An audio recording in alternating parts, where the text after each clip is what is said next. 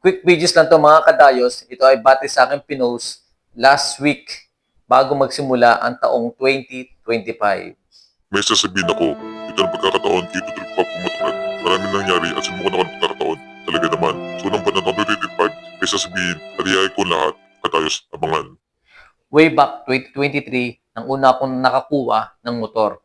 At pinangalan ko nga ito bilang si Kadwa. Alam nyo ba kadayos, ang salitang Kadwa ay hango no ibig sabihin sa salitang Ilocano ay kasama. At doon na lumabas ang episode 1. At nasundan nito ng mga episode 2, 3, 4, at ang pinakahuli ay episode 5. So after episode 5, hindi na muli nasundan ang mga episodes na ginagawa ko. Nariyan na ang sobrang busy ko sa trabaho at kung matatandaan nyo rin, sunod-sunod na ang mga bagyo na dumating sa ating bansa taong 2024.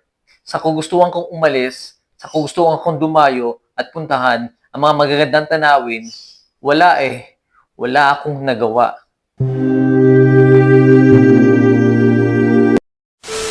At ito pa, nagkaroon muli ako ng mga problema. Nasira ang mga camera ko. Itong SJ cam ko, itong SJ4000 Air Wi-Fi ay nahulog at sagasaan nito sa kalagitnaan ng takbo ko noong episode 5. At itong SJ6 Legend ko ay nasira din ito sa hindi ko inaasahan.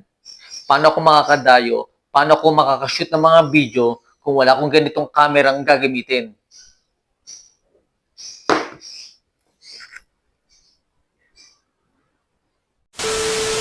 Ayoko na.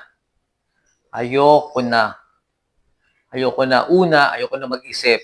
Pangalawa, ayoko na kasi nahihiya ako sa inyo. Wala na akong camera ang gagamitin. Ano pa bang silbi ko bilang sa motovlogger? Diba? Sa mga naniniwala at sa mga followers ko, pasensya na po. Dito ay magdidesisyon na ako kung itutuloy ko pa ba ang pagiging isang motovlogger. Ang napagdesisyon ko ay tuloy ang ligaya! Yes, po. Tama po narinig nyo. Tuloy ang ligaya, tuloy ang pagmamotovlog. So kung yung may mga bagay na nawala sa atin, syempre, may mga bagay na dadating na higit pa sa dati. Hindi ko kaya.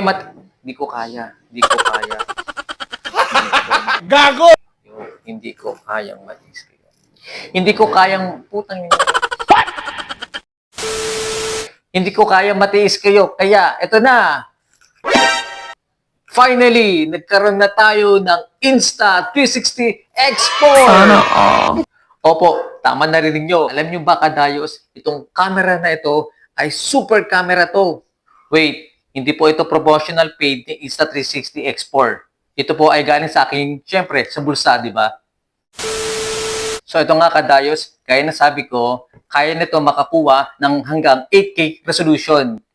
So kung gusto mo pa mas mababa, pwede siyang i-adjust hanggang 5K at 4K resolution. So ito nga, ang pinaka-specialty ng camera na to, the name itself, Insta360, na kayang makaka-capture ng buong paligid mo.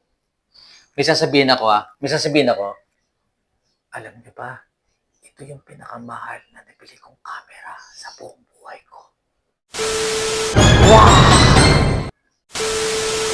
So ito na siya, oh. May kasama siyang pouch. Ang cute, di ba? Open ko na. Holy cow, shit, man! What a camera!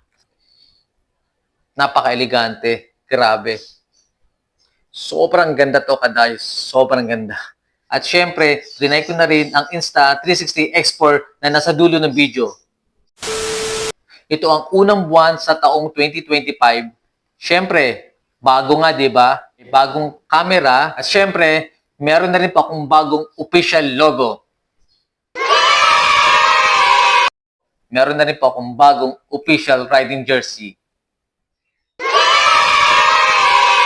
Kinabahan ba kayo? Siyempre, hindi ko kaya kayong iwan, kadayos. So maraming salamat po mga kadayos, sa mga followers na naniniwala pa rin sa akin. Sa mga hindi po nakasubscribe, please subscribe me sa YouTube, sa Facebook, at ito pang bago. 'Di ba?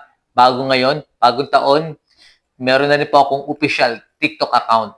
So ito yung dulo ng video ha. After nito, ito yung video demo ko ng aking Insta360 X4. Maraming salamat po Kadayos.